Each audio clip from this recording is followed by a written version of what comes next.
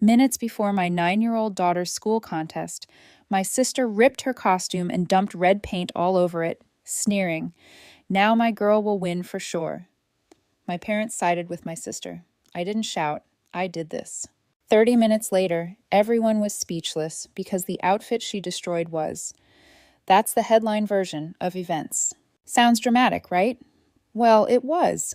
It was the kind of day where your stomach knots itself into a ball and you can't decide if you're about to faint, scream, or laugh hysterically at the absurdity of it all. Spoiler, I did all three. But let me rewind for a second, because if you don't know what this school contest means, you won't understand the scale of what my sister tried to destroy. Every year, the school holds a creative arts contest. Picture a cross between a talent show, a costume parade, and a miniature Broadway production, only with cheaper lighting and kids who can't always tie their shoelaces properly. The entire school attends: parents, teachers, the principal, grandparents with camcorders the size of bricks, the whole circus. And the winners, they get to represent the school at the district festival. That's a big deal when you're 9 years old. Honestly, it's a big deal when you're a mom, too. For months, my daughter Maeve had been living and breathing this contest. It was her world. Forget Roblox, forget TikTok dances. All she talked about was her costume, her choreography, and how she wanted the judges to see how hard she'd worked. She's the kind of kid who will practice a spin until she falls over dizzy, then get up and do it again because it wasn't perfect. And the costume, don't get me started. We had glitter in our cereal bowls, fabric scraps stuck to our socks, hot glue burns on my fingertips. I'd help with the tricky parts, but Maeve had designed it herself, a 9-year-old with a sketchbook and way too much determination. To her, this wasn't a school project. This was identity. This was her shot to stand on stage and scream silently to the world, "Look at me, I'm good enough." Which is why what happened next made my blood boil hotter than that glue gun. On the morning of the contest, Maeve was jittery, excited, nervous, all of it bubbling in her little frame. The school assigned her a private room to get ready and rehearse. She wanted to practice her routine one last time alone. And me, instead of hovering right outside the door, I gave her space. I stepped away for a few minutes, grabbed a bottle of water, chatted with another parent. I thought it was the right thing to do, so I wasn't there when it happened. When the door finally creaked open, I knew instantly something was wrong. Maeve stumbled out, eyes red, cheeks wet with tears, and her beautiful costume, her masterpiece, was dripping in red paint. It wasn't just splashed, either. It had been rubbed in, smeared across the fabric so it sank into every seam, and the fabric itself was ripped jagged. I froze, my brain short-circuited. For a second, I thought maybe she'd tripped and spilled paint on herself. That would have been bad enough, but the look in her eyes told me this was worse, much worse. "Mama," she choked out between sobs. "It was Aunt Mallory. She did it." Everything inside me dropped like a stone. My sister. My own sister. I grabbed her shoulders gently. "What do you mean she did it?" My voice was calm, but inside I was screaming. "She came in while I was practicing," Maeve sobbed. She said, she couldn't finish. That was all I needed. My daughter's tears, her ruined costume, her broken voice. I felt heat rise in my chest, the kind of heat that makes you want to rip doors off their hinges. I stormed across the hallway, Maeve trailing behind me. And there was Mallory, perfectly composed, as if she hadn't just poured acid on a 9-year-old's dream. "You did this," I spat. Heads turned. Parents glanced over. Mallory widened her eyes, tilted her head, and played the innocent act like she was auditioning for the role of Mother Teresa. "Me," she said, eyebrows climbing. "Don't be ridiculous. Why would I ever do something like that?" "Because you're jealous," I thought. "Because your daughter's in the same contest and you can't stand the idea of her losing." But saying it out loud would have been pointless. I leaned closer so only she could hear. Her perfume hit me in the nose. Sharp, fake, like her. And that's when she let her mask slip. Her lips curled in a smirk, and she whispered, "Now my girl will win for sure." I swear my hands shook with the effort not to slap her right there in front of everyone. Before I could unleash, a teacher appeared, fussing over Maeve's costume. The principal came too. Parents murmured. Someone asked if Maeve would still perform. Mallory backed away, her innocent face firmly back in place. I wanted to scream. She had just admitted it. But what good would it do to everyone else? She was still the doting aunt. The principal cleared his throat. To keep things fair and on schedule, he said, Maeve will perform last. That way, she has extra time to make adjustments. Perform last. 30 minutes. That was all we had. Back in the room, Maeve collapsed on a chair, sobbing into her hands. Her costume looked like someone had taken a knife to it, then decided knives weren't fun enough and grabbed paint for good measure. The red was streaked deep into the fabric, rubbed in so hard it looked deliberate. Because it was. I wanted to scream or break something, maybe both. Instead, I sat down across from her, hands gripping my knees, and said, "Tell me exactly what happened." Her face crumpled. She came in while I was practicing. I thought she was just looking. And then she pressed her palms together like she was squeezing the memory into words. She ripped it and dumped the paint, and she rubbed it in so it couldn't be fixed. She smiled. She said, Maeve stopped, sobs catching in her throat. I waited. Sometimes silence works better than questions. Her voice came out small. She said, "Better get used to losing, sweetheart." There it was, the cruelty in plain words. I could almost hear Mallory's voice saying it low and cutting, the kind of remark designed to lodge in a 9-year-old's chest forever. I swallowed hard, because if I spoke right then, it wouldn't have been words. It would have been fire. And this is where my mind flicked backward, because I knew that voice. I'd been listening to versions of it my whole life. When we were kids, Mallory got the spotlight. Always beauty pageants, dance recitals, choir solos. She was dressed up, cheered on, praised for every step she took.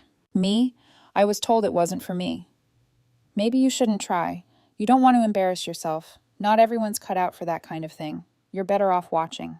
They didn't say it like insults. They said it like advice, like they were saving me from disappointment. I believed them. I stopped asking.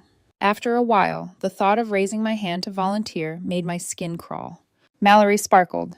I stayed in the background, and I told myself that's just the way it was. Years later, when Maeve was born, I promised myself she would never grow up like that. I told her she was smart, creative, funny. I cheered for her scribbles like they were Rembrandt. When she danced around the living room, I clapped like she'd just won a medal. But families have long memories. And mine, well, some things never change. When Mallory's daughter was encouraged, she was showered with, "You're beautiful, and you'll win for sure." When Maeve showed interest, she got, "Are you sure? A lot of people will be watching." Or, "You don't want to end up in last place, do you?" They didn't say it to hurt her. That's the worst part. They said it the same way they'd always said it to me, as if they were just being realistic. The moment that still stuck in my throat, a few weeks earlier, Maeve had been so excited she begged to show everyone her full routine, costume and all. We gathered in my parents' living room. Maeve pressed play on a little speaker, twirled in her homemade costume, and went through her whole act. Every spin, every step, every bit of drama she'd practiced in the mirror for weeks. She finished panting, cheeks flushed, eyes bright, waiting for applause. Her cousin sat there, arms crossed, looking like someone had just stolen her dessert. Mallory's smile was thin as paper. My parents gave Maeve a polite clap and a tight little, "That's fine, dear, that's fine." I saw Maeve's shoulders drop. She forced a smile, but she knew. Kids always know. I told myself maybe I imagined it. Maybe I was reading too much into it. But deep down I knew what I saw. Jealousy, and the same old favoritism I'd grown up choking on. And now here we were. Maeve broken, her costume destroyed, Mallory's words still hanging in the air like smoke. I leaned forward. "Maeve, when she came in, were you filming?" She blinked at me, confused. "What?" "Your phone. You've been filming your practices all week. Did you have it on?" Her mouth dropped open. "I think yes. I put it on the table so I could watch later." We both froze. Then I scrambled for her bag, yanked out her little phone, and swiped until the recording came up. And there it was. The video was angled low from where the phone was propped, but it caught everything. Mallory slipping into the room, the sharp sound of fabric tearing, the wet splash of paint, her hand smearing it down, deliberate, and her voice clear as day. "Better get used to losing, sweetheart." I gripped the phone so hard my knuckles went white. Maeve covered her mouth with both hands, watching herself cry on the screen. Proof. We finally had proof. For years, Mallory's cruelty had been brushed off as accidents, misunderstandings, exaggerations. But this was undeniable, recorded, permanent. I felt something inside me shift. Not relief, not victory, just a cold, solid certainty. Maeve looked at me, her eyes huge. "What do we do?" Her voice cracked again, and for a second she looked so small I wanted to scoop her up and never let her face the world again. Instead, I placed the phone down carefully and took her hand. "We're not quitting," I said.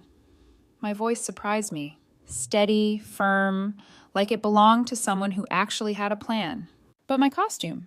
I squeezed her hand. "We'll deal with it. You're still going on that stage." Her chin trembled. She wanted to believe me. She didn't. Not yet. I forced a smile, though my own stomach was twisted into knots. "Trust me, we're not done here." The clock was running. 30, maybe 40 minutes. That was all we had. Maeve sat slumped in the chair, her hands limp in her lap. The costume hung off her, torn, paint dripping onto the tile. Her face was blotchy from crying. I knelt down, put my hands on hers. "We've got time," I said. My voice came out steadier than I felt. She shook her head. "It's over." "No," I told her. "We're not done." And that was it. No speech, no plan I could spell out, just a decision. We weren't giving up. The rest, well, that stays between me and Maeve. We worked. We made choices. By the time her name was called, we had something. Not perfect, not polished, but something. When the lights dropped, my throat went dry. The projector flickered on. The video filled the stage. The shaky angle caught Mallory stepping into the prep room, her hand yanking at fabric, the sound of ripping clear as a scream, the splash of paint, the smear of her palm grinding it into the seams, and her voice dripping with malice. "Better get used to losing, sweetheart." The words echoed through the hall. Gasps spread like a ripple, heads turned, parents shifted, whispering. Teachers frowned. And then Maeve walked out. The whispers stopped. Her costume should have been ruined. Everyone knew it. But under the lights, it didn't look ruined anymore. The tears in the fabric had been shaped into jagged lines. The paint streaks blazed across her chest like fire. She looked fierce. The music began, the same track she'd practiced for months. Maeve lifted her chin, took her first step. It was her routine. Every spin, every drop, every move she'd drilled again and again. But now it was more. Every motion carried what had happened. When she spun, it was defiance. When she dropped low, it was hurt. When she rose again, it was survival. The audience leaned forward. No one coughed. No one whispered. They were caught. I glanced at Mallory. She was 3 rows ahead of me, her jaw clenched, her face frozen. Maeve's body hit every beat. The routine was familiar, but layered with something raw and new. She wasn't performing pretty, she was performing truth. By the final sequence, the hall was silent. She hit her last spin, dropped low, and rose with her arms wide, the costume glowing like embers under the spotlight. And then silence. You could hear her breath across the microphone, heavy, real. For a moment, no one moved. Then the first clap cracked the silence. Another followed, and then the whole room erupted. Parents stood. Teachers clapped until their hands were red. Kids shouted her name. Maeve stood there, chest heaving, eyes shining. A 9-year-old in a ripped painted costume, standing taller than anyone else in the room. And in that roar of applause, I knew one thing. This wasn't over, because what came next left us all speechless. The clapping was still going when Maeve walked off stage. Cheeks flushed, hair wild, eyes wide like she wasn't sure if she'd just lived it or dreamed it. I held her. She clung back, shaking, but her body was buzzing too, like she'd swallowed lightning. But applause fades. I know that. What doesn't fade is the family staring holes through your back. Mallory sat 3 rows ahead, her jaw clenched so hard I thought her teeth might crack. My parents sat beside her, stiff as stone, lips pinched into those tight little lines I knew too well. The same look they used to give me when I embarrassed the family, which could mean anything from crying in public to daring to exist in Mallory's shadow. So, while Maeve was glowing from her standing ovation, I was waiting for the knife to twist. And I didn't have to wait long. The jury slipped out to deliberate. The audience buzzed, but my focus stayed locked on my family. Mallory didn't speak, didn't move. My parents leaned in toward her, whispering. She nodded once, like they were plotting. I thought, of course, even now, after everything. 15 minutes of silence stretched like an hour. Maeve chewed her lip raw. I held her hand. My other hand shook, but I hid it in my lap. When the jury returned, everyone hushed. The head judge cleared her throat. We want to make it clear that our decision is based on merit, performance, creativity, not sympathy. My stomach twisted. And first place goes to Maeve. The room exploded again. Parents cheering, teachers clapping, kids shouting. Maeve stared at me like she couldn't believe it. I smiled, nodded, whispered, "Go on." She leapt up to accept, her little trophy gleaming under the lights. But while the hall roared, my eyes stayed on Mallory. Her daughter's name wasn't called. Instead, the judge added, "Due to misconduct, Mallory's child is disqualified. This matter will be reported." It was like watching a mask slip. Mallory froze. Her daughter burst into tears. And my parents, God bless them, sat there looking like someone had just slapped them. Not Mallory, them. That's how it always was. Her humiliation was theirs. Her loss was theirs. Their golden girl shamed, and they couldn't stand it. And me? For once I didn't feel sorry. Not an ounce. Later that night, when Maeve was asleep, still clutching that trophy like it was a shield, my phone rang. My mother. I almost didn't answer. I knew what was coming, but some stupid part of me thought, maybe, just maybe, they'll say, "We're proud of her." I picked up. "How could you do that to your sister?" I laughed. Not the nice kind. A sharp, bitter sound that surprised even me. "You mean how could she do that to your granddaughter?" "You humiliated Mallory," my mother snapped. "In front of everyone." "She ripped Maeve's costume apart and rubbed paint into it," I shot back. "She told a 9-year-old to get used to losing. And you're worried about Mallory's feelings?" There was a pause, then my father's voice, flat as ever.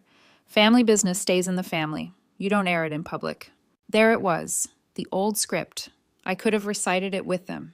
Don't embarrass us. Don't make noise. Pretend everything's fine while you swallow the hurt. Something inside me cracked open, or maybe it finally closed.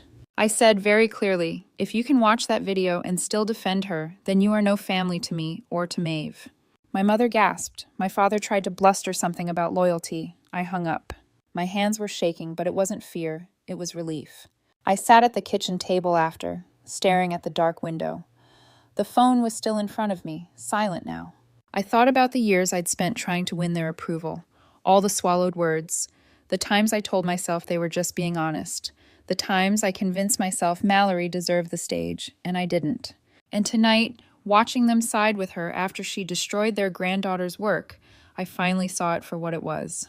Not honesty, not tough love, just cruelty wrapped in tradition. They chose her again, and I chose Maeve. That's the line. That's the rebellion. Maeve won a trophy that night, but what mattered more was what she showed them, and what I finally showed myself. Mallory tried to break her. My parents tried to shame me back into silence. Instead, Maeve stood taller than all of them in a costume smeared with red paint and defiance, and I cut ties with a family that had never truly protected either of us. They thought they could destroy her moment. Instead, they destroyed whatever hold they still had over me. And for the first time in my life, I felt free. 6 months later, I wasn't speaking to my parents or to Mallory, but I didn't need to. The updates found me anyway. I heard Mallory's daughter had to transfer schools. She walked into the cafeteria every day with whispers chasing her heels, kids hissing, "That's her mom," under their breath. By Thanksgiving, the invitations to birthdays and sleepovers had dried up completely. By Christmas, Mallory pulled her out. And then there were the charges. I filed the report myself the day after the contest. Not out of spite, out of principle. My daughter deserved to know that what happened to her was not just family drama. It was a crime. The police agreed. With the video in hand, Mallory was charged with criminal mischief, a misdemeanor vandalism charge, and child endangerment. Court came and went. She stood there, forced to listen to her own voice played over the speaker system. Better get used to losing, sweetheart. I almost wished I'd been there to watch her face. The sentence, 2 years probation, 150 hours of community service, $1,000 fine, plus restitution for Maeve's destroyed costume, mandatory counseling. Not prison, but not nothing either. Enough to stain her record. Enough to remind her every week when she picked up a trash bag on the side of the road. From what I heard, she lost more than that. Parents she used to charm now crossed the street to avoid her. Neighbors cut ties. Her perfect reputation, the golden child glow she'd carried since we were kids, gone. My parents, they still sided with her. Said the charges were harsh, that I'd taken it too far. I stopped answering their calls. Maeve still has her trophy. She doesn't display it. She keeps it shoved in a drawer under notebooks and pencils. But sometimes I see her pull it out, hold it for a second, then tuck it back away. Not because she needs reminding, because she already knows. She stood on that stage, broken costume and all, and didn't bend. Mallory wanted her to lose. Instead, she taught her how to fight. And me? I finally learned how to stop losing too. So, what do you think? Did I go too far or not far enough? Let me know in the comments.